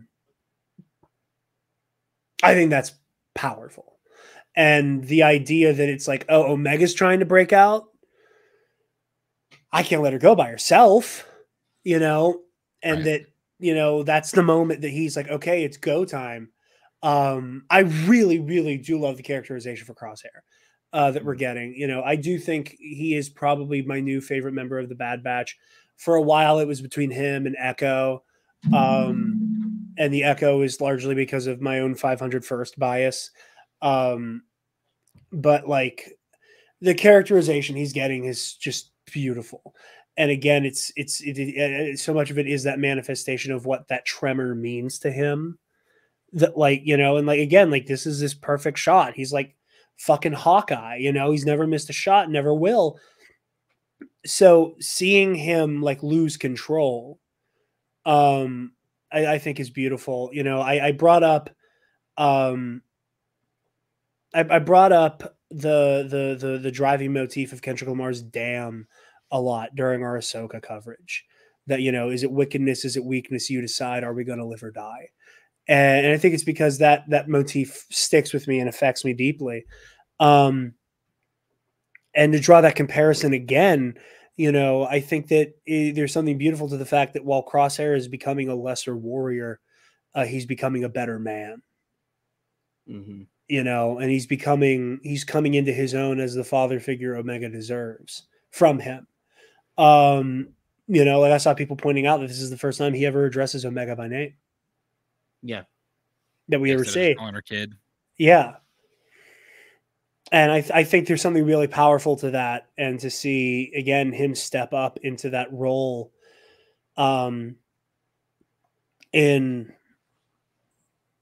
trying to make right his wrongs, and in recognizing that she needs somebody, and that I love the idea that like by the time Crosshair reunites with his brothers, he may not be fully ready to face the music and hear the "I told you so's" or even make the apologies we know he wants to make when he gets back to the Marauder with his brothers.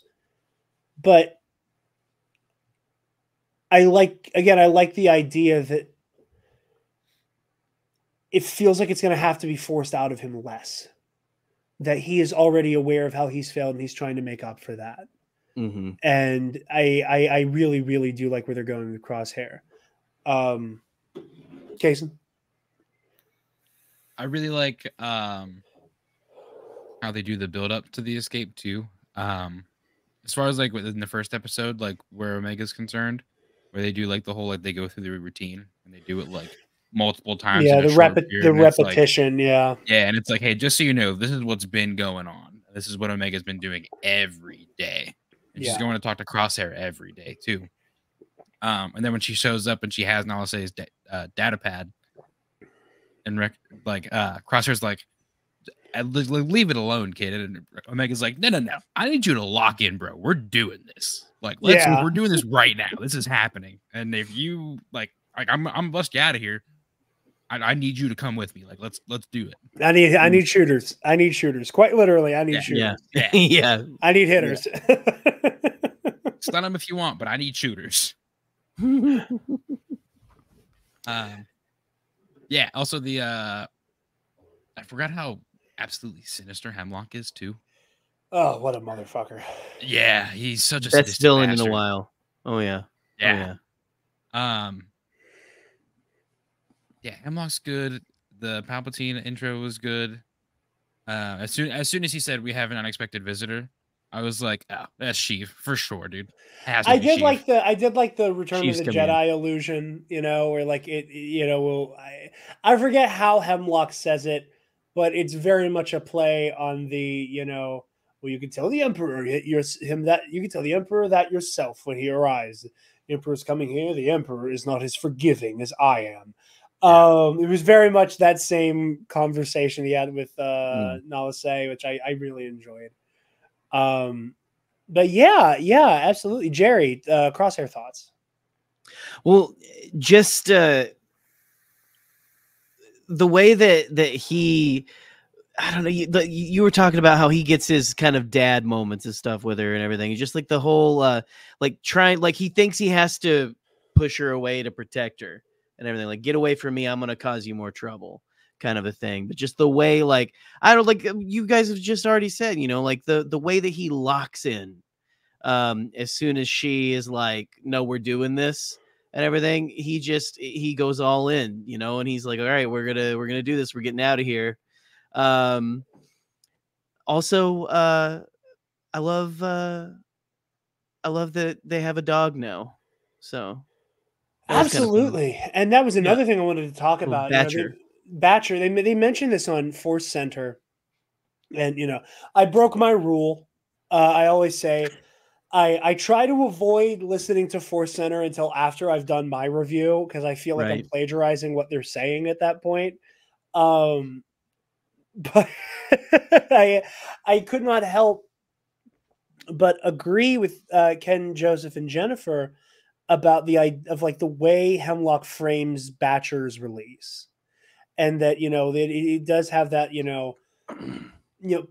people have a tendency to sacrifice liberty for a sense of security, and that and there's a lot of different ways you can take that for good or ill, but that whole manipulation of your compassion has inherently weakened this creature.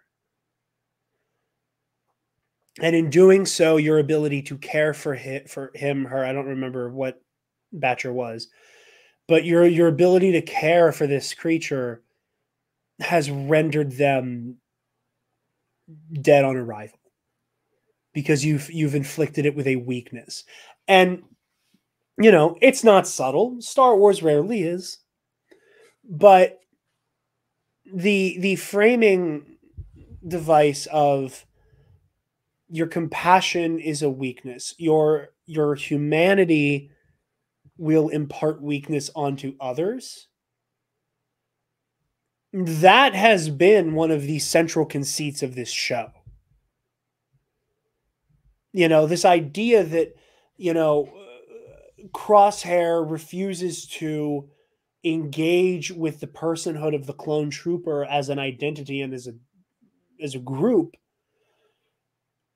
is done so that he can hand wave away his own sense of expendability. And the Bad Batch as a unit chose a tougher road to hoe by engaging with that humanity and being a part of like these building blocks of rebellion. And this idea that, again, because it's Star Wars, whatever this operation is most likely going to fail, the Hemlock is leading. And it will happen because of Omega and the sense of compassion and empathy that she has imparted onto her brothers that will spread like a wildfire to the clones that Echo and Rex are trying to wrangle up. So much of that false pretense that Hemlock is trying to be like, compassion is weakness and empathy is a death sentence. Wickedness or weakness, you decide. I loved that. I thought that was so brilliant, and I love when a theme like that makes itself so present, especially at this at the beginning of the final chapter, at the beginning of the end. This final question of, will compassion kill you or will it make you stronger? Again, it is I don't want to say childish, because I don't mean that in a derogatory sense, but it is an obvious, kind of theme, but Star Wars is for kids. It is this morality play. So the fact that this central conceit is about compassion and how empathy will make people stronger, because it is when you refuse to be apathetic, you rise to the occasion. I absolutely loved all of that. Yeah, no, man, just the whole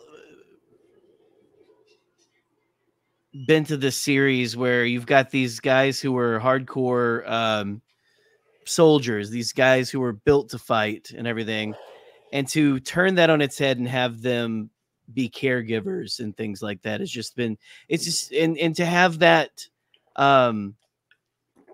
just absolutely this season's going to be pretty crazy, man. It's going to be pretty crazy with the dad feelings and things like yes that, and all of that. I'm telling you, I'm not going to survive.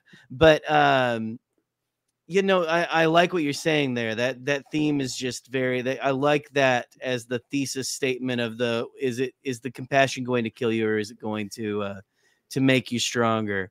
And I know there's a lot of grim outlooks. A lot of people kind of have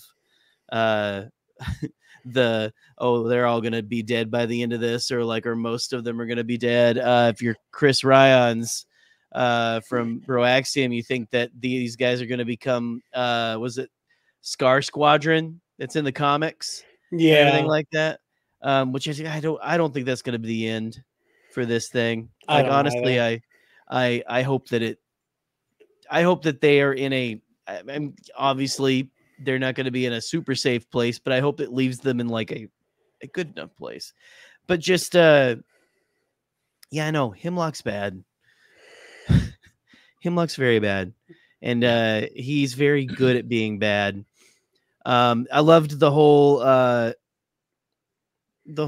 thing with I loved Omega domesticating the dog, whatever those creatures are, Batcher, I guess we'll call them. Yeah. But I loved the whole process of that, like how she gets to just that Omega can't help but just bring the best out in people wherever she goes.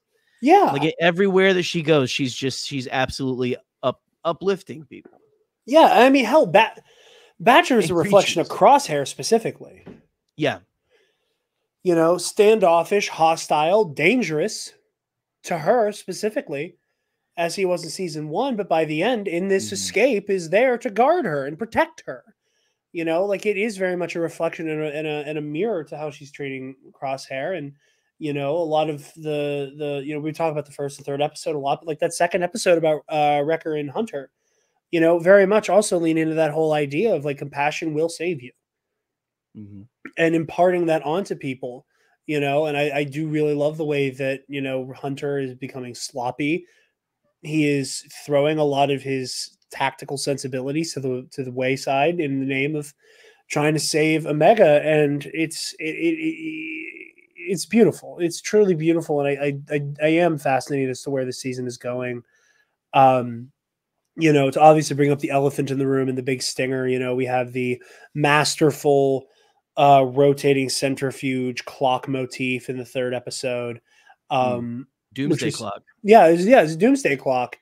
And you know, and a theory that people were bandying about for a long time is, you know, looking to be coming to fruition. One that I've been a proponent of for a long time, that Omega's enhancement is that she can touch the Force.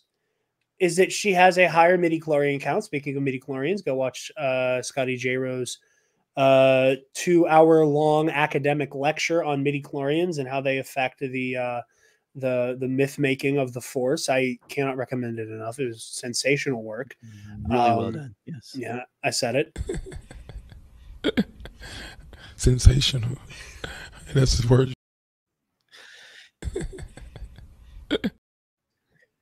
Use the to use the midichlorian word too. Yeah, say the M word, please. Like please. You don't have to just call it M count. We get it. We get it. Or I want Sheev Palpatine. I want to be talking to him like your midichlorians are begging. God, oh God, what if we get to hear Palpatine just Darth Plagueis' midi-chlorian research has brought us a long way towards understanding their replication in young Omega. Like, I'm gonna lose my shit. Yeah. But I once made a baby with midichlorians. I'm putting it in canon right here. Oh, don't do that, because then everyone's going to be like, oh, Ren and May were related, actually, incest, Raylo, but, which I don't want to have to hear about. As a Raylo, I do not want to have to hear about Raylo being incest. We get enough on the internet, damn it. That's true. That's true. But no, I do like the idea of Omega being Force sensitive, and, you know, it would go a long way. Again, not that it needs explaining, but to add flavor to a lot of what Omega's done, like her innate ability to connect and empathize, and especially with animals, showing that it is like an inherent connection to the Force, that she's passively been using the Force the whole time. The same way a lot of our, you know, Force using characters do. They are passively using their powers all the time, especially when they don't realize it. Anakin is a pod racer, Luke in the Death Star, you know, Rey on Jakku, and the way that she's able to, you know, rely on her instincts to survive facing Kylo Ren. Like, so much of what she does, the idea that she is just so much a beacon of the light that she is able to instinctively tap into that empathy and use it to relate to people, and be emotionally honest and engaging with people. I think that's a cool idea. I think it's neat. You know, again, I don't need the Force to be the explanation for every single thing in Star Wars. And I know there's some people who really get some kind of way about the role the Force can play. But damn, would that be great. I think that would be really, really fun and, you know, beautiful, you know, to show that, again, it's this making amends almost, that, you know, the clones are coming off of participating in this atrocity they never wanted to be a part of, and never would have wanted to had they had their own way and their own autonomy in that situation. So the idea that, like, what are the clones going to do after, you know, participating in this genocide against their will? They're going to rally around protecting the last Force sensitive child they can protect. Which I think, again, is a very, very beautiful payoff and acknowledgement of prior themes and motifs. But yeah, wonderful first 3 episodes. Do you have any other thoughts before we hit the Q&A and wrap things up? Well, I just want to put on record that I was very happy to see that the Durand crime family kept it goth as fuck. I would keep it 100 with you. Completely forgot about them. They like that. It's right at the beginning. I know. Yeah. It's like not a very big part of that episode, but just like the whole, like, the ray shield floor they drop people with, I thought was great. You had literally Morticia Adams. Yeah. As the voice 100%. of Duran's mom. And I just love that they operate out of a Gothic cathedral.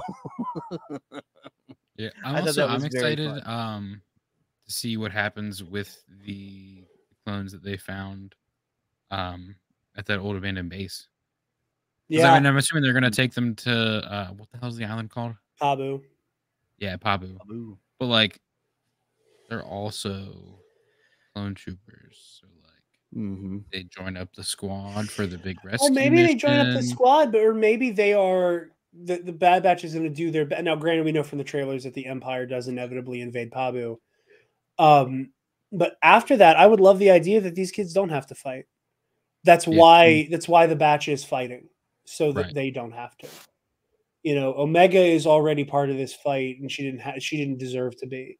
So maybe we can guarantee the safety of these children, and they can just live the better tomorrow that we want them to have. You know, or maybe they recognize it, like, without us participating, this better tomorrow may not happen in the first place. There's a lot of different angles you could take, and I love what you're saying, Kason. I think it is absolutely something that is going to be a big note moving forward with Yes. the kids. One other thing. Yes. The stormtroopers in this series, as of late, I think it is so funny, at least to me, that all of them that aren't the commandos, they're wearing Ezra's like cadet helmet, and I think that's hilarious for some reason. Like every time they pop up on screen, I'm like, oh, there's Ezra, and then I'm like, oh, it's not Ezra. That's not him. Yeah. No, we already got top of the hut. But yeah, no. Moving into our little Q&A segment to wrap things up, I'm going to start with friend of the show, Alden Diaz's question. As guys with sisters, how do you all connect to the sibling relationships that Omega has with each of her brothers, particularly Crosshair in these episodes? And since the bonds also cross into parenting dynamics, how does girl dad Gerry feel about the way all that's been portrayed? Gerry, I'll start with you because you do have the most unique connection here, as you've alluded to a couple times. Right. Well, I mean, as a girl dad who, again, I was telling these guys earlier, got a flying knee to the chest today from my daughter. How Omega of her. We were playing. She's very Omega. Like, how Omega. Absolutely. But I just,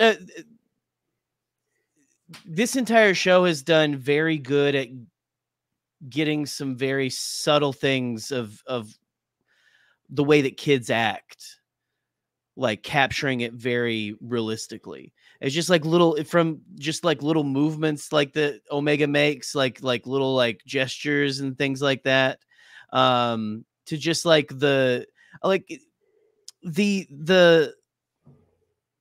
able to connect with people and bring the best out in people. That's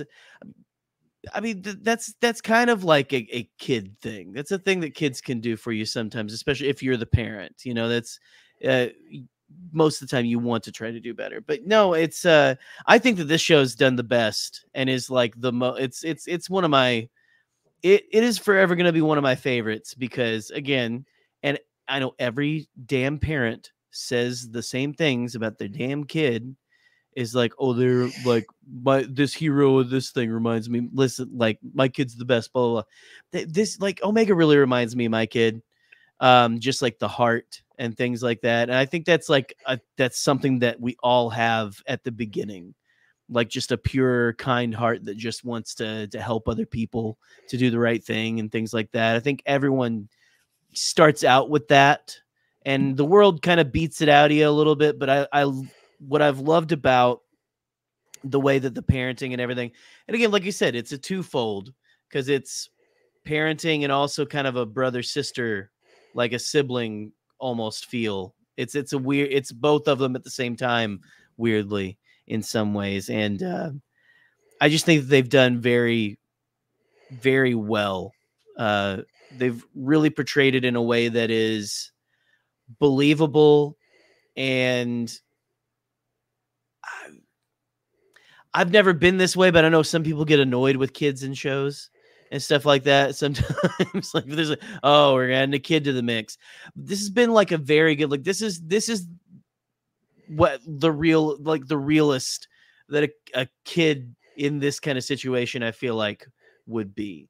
And stuff. And all praise to Michelle Ang as well for playing the part absolutely masterfully.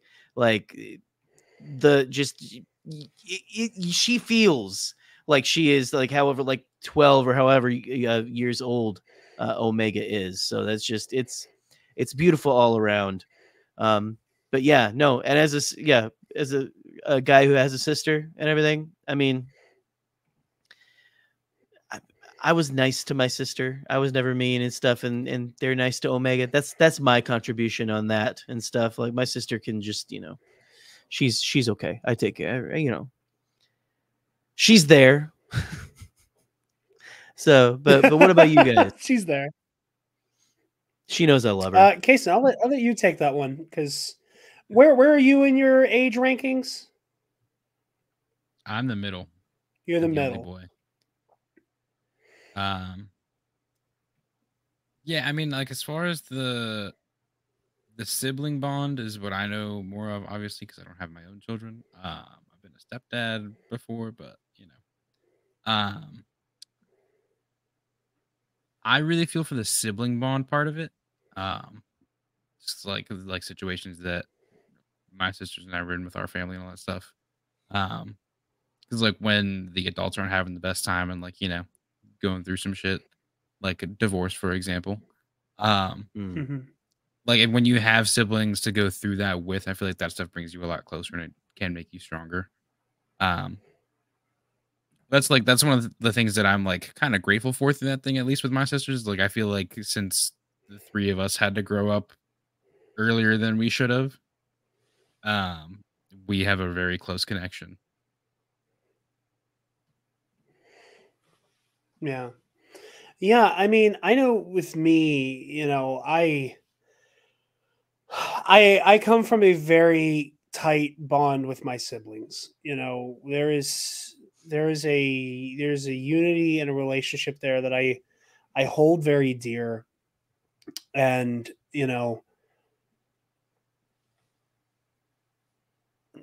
there is an age gap between me and my little sister that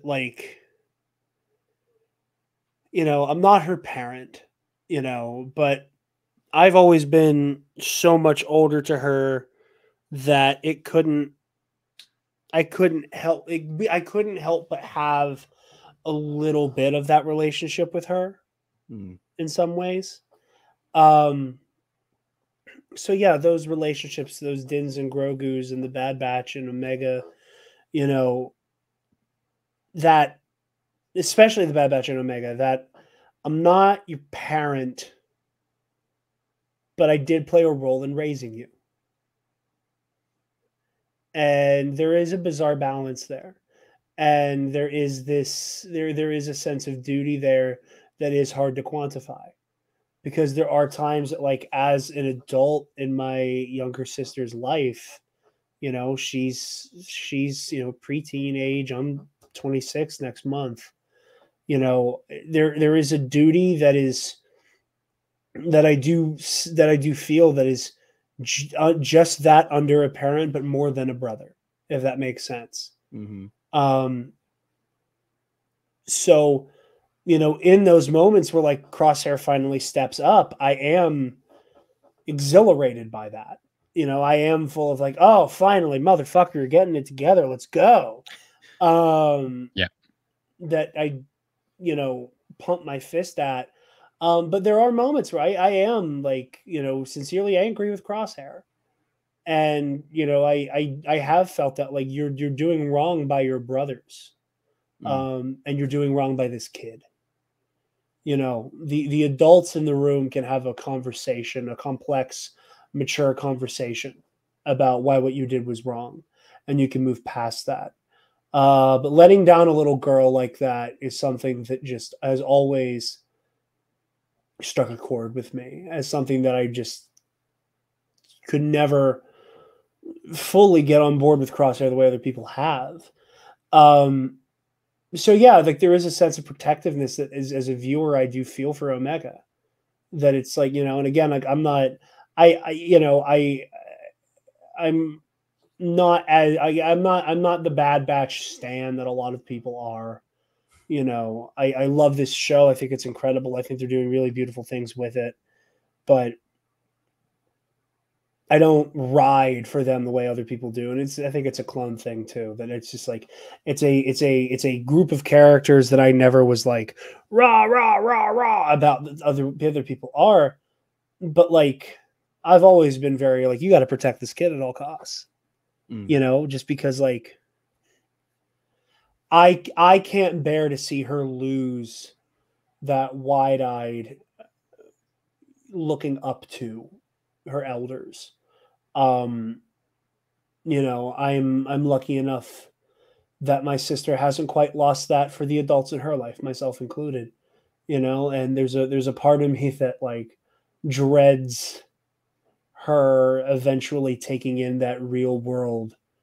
You know, not everybody around you is Superman, and having to accept the fallibility and the people around her, that, you know, that there will be a sense of like innocence lost.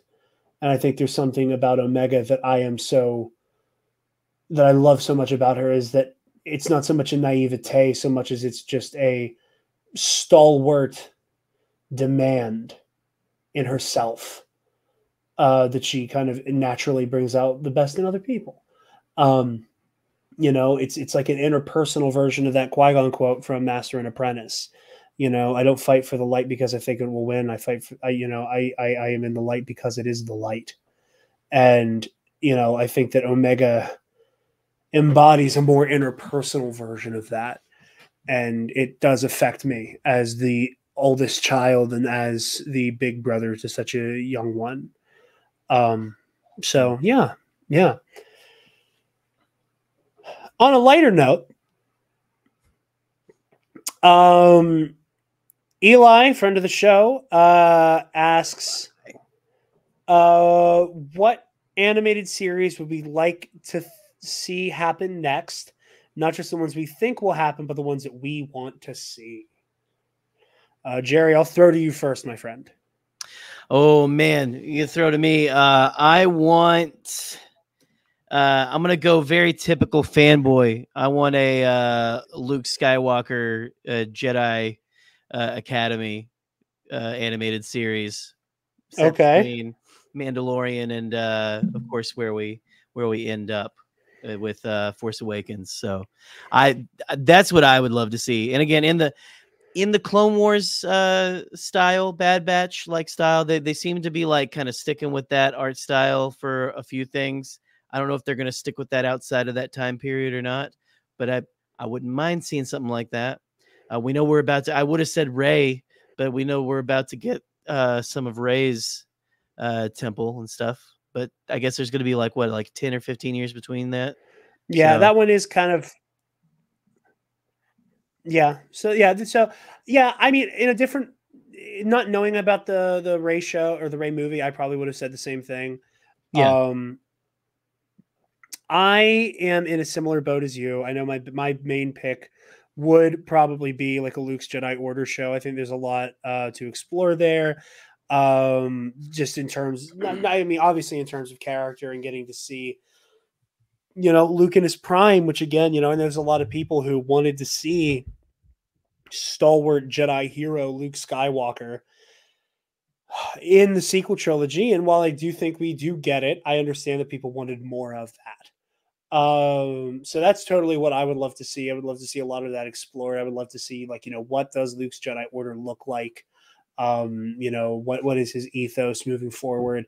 Exploring that elements of what were his failings that led to the open door to Kylo Ren. You know, that's very much one that I would be fascinated in seeing. I think there's room for a hidden path show. I think that there's room for a show about, like, you know, the Jedi Underground Railroad. especially if we know Quinlan Voss is alive at the very least, close to the time of Kenobi. Quinlan was here. And I'm coming off of Dark Disciple. We just did an episode with Molly Damon. Go check that one out.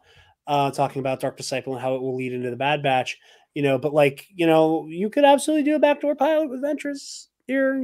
Have her reunite with her lover. Explain or explore their tumultuous relationship, and then show that Asajj Ventress, this fallen Jedi killer turned bounty hunter turned decent scoundrel, helped secure the next generation of Jedi. Help secure the presence of the light side of the Force in general. I think that would be fascinating. I don't know how much you could. I mean, you could do anything in animation, but just because the bend of animation is normally towards, the kids with complex ideas that the adults can chew on and that will make the kids stretch their brain muscles a little bit. So I don't know how much there might be there. But again, I'm going to go with my obvious fanboy answer and say, I would like to see something about the rule of two Sith. We've gotten so much of here's what the Jedi are doing during the Clone Wars. Here's how the Jedi were handling themselves a little bit before that with Tales of the Jedi. I would be interested in the rule of two. And it is, all of the Sith machinations leading up to a certain point. Honestly, you could okay, here's a pitch. You have Tales of the Jedi, you do Rule of Two. And each season is an anthology of here's what this group of here's what this Sith pairing were up to during their dynasty within the Bane lineage. You could do a first season about Bane passing the torch to Xana, and then you could jump ahead a little bit and explore, some of those weird middle of the road esoteric Sith, and then you could, maybe bring it home with Palpatine and Plagueis. I'm saying a lot of that because I'm halfway or maybe three quarters of the way through my bi-yearly Darth Plagueis rereading. Yeah, I think there's some there. Kason. I mean, you pretty much covered it. Sorry, I kind of rambled. No, you're all good. I mean, I guess ideas. No, you're good. It's the same thing Gerry said too, with seeing Luke Skywalker, either Luke Skywalker's Jedi Order, or just maybe not everything, but a good chunk of what happens between Return of the Jedi and Force Awakens. Just see what all happens in there, and obviously you'd want to include the Jedi Order stuff and include what happens with Ben, and how we got to that point. But I would also like to see something like that include pull some stuff from Legends, like they have been a little bit, where maybe not make Luke a fucking Force god like he was in Legends, but you could have him do some pretty cool shit, and people are gonna be like, yeah, that's Luke fucking Skywalker, my guy. I don't think anybody's gonna complain about that. No. That or I wouldn't, at least. The path too, the hidden path. I think that would also be very cool. I hadn't thought about that either. That's a great idea. Yeah. Yeah, I hadn't thought about it until Jarod said it, and I was like, yeah, that sounds like it would be pretty awesome. We've already got an animated High Republic show in Young Jedi Adventures, which me and my kiddo finished today. Nice. Actually, great reveal at the end of the season. If you're following along with it, I won't give any spoilers. But I'd like to maybe I was about to hear what you had to say about it. But okay. Well, I mean, it's just there's a pirate they've been following this whole season, and they revealed who it was, and it was kind of cool. It wasn't and again, I didn't expect there to be any kind of reveal of anything. It wasn't a character, it's a character that's been in the show. But I really thought you were about to say Marquion Rowe, and I was gonna be like, "How?" It's not Marquion Rowe. No, it's not been all over Twitter. That was Marquion Rowe. Here's what I would like to see though, because they can't really go to the depths that the High Republic goes in the books on this preschool to early child, the early childhood show can't do that. But give us a High Republic animated series right there, Clone Wars style. right there. High Republic. What about that? Yeah, Give no, me a honestly, little- I would love that because Give me all the other adventures. Yeah. yeah, like no matter how bad I want to read the books, I don't know that I'll get around to actually reading the books. So like having an animated series to watch for the High Republic stuff would be very, very cool. I would appreciate it a lot.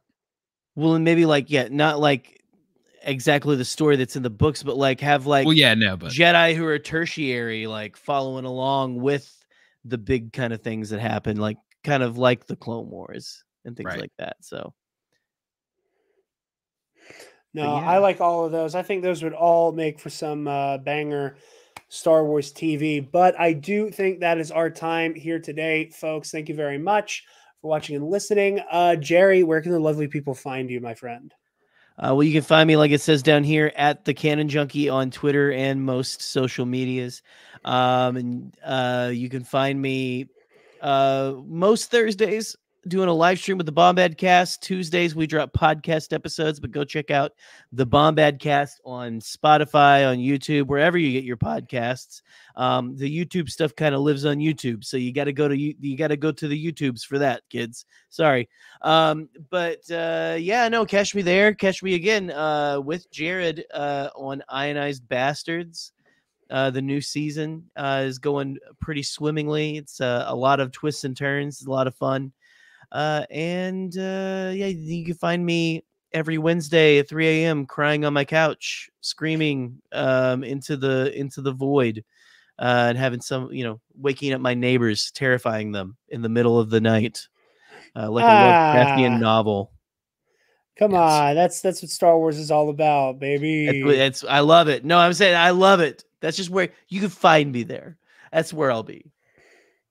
Absolutely. Kason, thanks for having me on. Also, hey, of course, man. Listen, you're our resident dad guy, so we had to have you on for this first wave of episodes, and gotta have me up for the dad batch. Have you on the dad batch, and it's hard to book you whenever there's Star Wars shows going on. So I figured I'd take a lot of stuff to do. I figured I'd take advantage of the fact that there was no Bombadcast this week. So yeah, you're welcome, kids. Kason. Yes. Where? Where? You can find me on Twitter and Instagram at CrayBreezy. It's over here for me currently, but I'm pretty sure it actually ends up being here. Yes. Because of my camera's mirror. So sweet. There. Also manage a deathcore band called Belvebeth. If you're into deathcore, that's cool. I'm here sometimes, not every time we do a show, but sometimes. You're here more often than not. Yeah, more often than not, I am here. Yeah. Catch me outside. How about that? How about that, indeed? Yeah. You guys can find me on Twitter and Instagram at DarkJedi2552. As Gerry said, check out Ionized Bastards, a Star Wars D&D real play show. I don't know where we are in the season. I'm going to say approximately halfway through, because Michael said last season was like 7 or 8 episodes. He said that it's going to be a little bit longer than that, probably. So I'd say we're approximately halfway through the second season of Ionized Bastards. So stay tuned for more of that. Very, very fun show. Now's the time to catch up. We're going to be recording another episode next week. At least that's the plan. So stay tuned for that. Epic Confrontations, Star Wars Trivia League that we're all in. Kason and I are making our team's debut in a couple months. Gerry and Alden have the first championship Epic Confrontations match in May. Gerry, nothing personal. I'm rooting against you because I want to take that belt off of Alden, and then you and I can have a conversation. The adults can talk after I'm done with Alden. Okay, that's fine. That's fine. But I'm just saying, I'll have to get a spanking in there probably, and things like that. Just saying. Listen, if the universe, even though I don't believe in it, if the universe were a just place, I'd want you to win. But listen, I need to dethrone Alden more than you need to be the first champion. Nothing personal. I need that more than you need this. Listen, none taken. It's your show. Well, you know what? Go ahead. You say your piece and stuff. But I just saying, no one's taken me down yet. No, they haven't. You have a record that is nothing to sneeze at. You know, I can't take your flowers on that one. That is for damn sure. But like I said, I need to dethrone Alden more than you need to be the first champ, in my opinion. That's just me. Maybe I'm selfish. Maybe I'm self-absorbed. But it is my league, so there is that. Okay. But anyway, you guys can also find the Nerd Academy podcast on Facebook, Twitter, Instagram, YouTube, TikTok, wherever you get podcasts, and at the nerdacademypodcast.com, where if you want to pick up some TNAP merch, you can go ahead and check out our student store. T-public.com. And if you're feeling generous, you can donate to our Patreon. Hey, give me $1. Speaking of our patrons, thank you to our $10 alumnus. Shit, I lose it every fucking time. I gotta just organize these clips better. Yeah, I was gonna say, is that Belgian? Yeah, that'll be Paco's next name. To Keandre Lloyd. Colin Provolone. Sir. So good.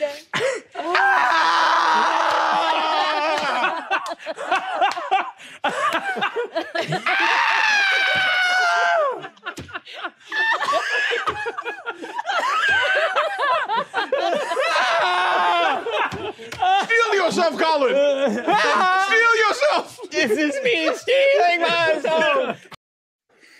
And to Chat GPT, aka Paco. All right, ladies and gentlemen.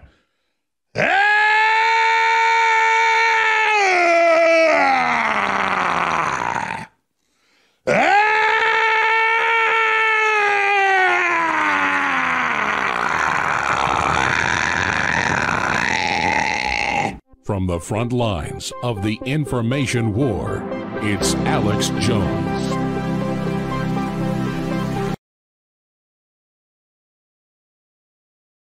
And to our dear friend Ray Clausen, who asks that you donate to Equality Texas to help keep queer kids safe in the Lone Star State. Folks, I gotta sit down and decide where we're gonna schedule the Versus Series tournament live stream. Once Spencer and I have a date locked down for that, we will be publishing the brackets. How this works is as follows. Whenever we post the brackets, you will fill them out and resubmit them to us either by DM on Twitter, Instagram, or by emailing nerdacademypod@gmail.com. That is nerdacademypod@gmail.com with your filled out brackets. At which point, about a week or two later, Spencer and I will do a live stream discussing the Versus bracket. So how it works is all the winners of the Versus Series Season 4 will be on one side. All the losers of Versus Series Season 4 will be on the other. We'll have them all battle it out until we have a winner of the winner and a winner of the losers, and we'll have those two duke it out, at which point we will decide who the champion of Season 4 is, and whoever has the most accurate bracket wins the stream and will get their hands on some free Nerd Academy podcast merchandise. So be sure to fill in those brackets, submit your predictions. Again, I will have an image out for you guys soon when Spencer and I lock down a date that we will do the live stream, at which point we will then, have a date and those will be submitted. And I will probably have a explainer attached to all the posts for the bracket as well. So be sure to fill those out. I'm very excited to see people's submissions. I'm very excited for this bracket. Also a little bit of sizzle at the end of March, right before my birthday, because I had so much damn fun doing it the last time. We're also going to be doing another Versus bracket. I don't know if we're going to do a giveaway with that one. Last year, we did a Jedi Council versus bracket. That was very fun, very controversial. We had a blast with it. And this time around, we're going to be doing that, but with the Dark Lords of the Sith, Legends and Canon alike, because we need a lot more Legend Sith, because there are not a whole lot in canon at the moment. We might even extend that definition of Sith to include Kylo Ren and Asajj Ventress. I haven't made up my mind yet. But either way, we're going to be doing a Dark Side versus bracket here soon, so stay tuned for that. I'm very, very excited. What else is on the horizon? I'm not sure yet. There may or may not be a Madam Web review out. There's either going to be a Madam Web review or a little standalone video where I talk about how I would have made Madam Web, because I think there's actually a fantastic movie hidden in the last 5 minutes that inexplicably wasn't the movie. So stay tuned for that. But other than that, be sure to come back every week for more conversations about the Bad Batch Season 3 of this last ride with Clone Force 99. Thank you all so very much for watching and listening, and may the Force be with you always. Stop! Move away from the cookie jar!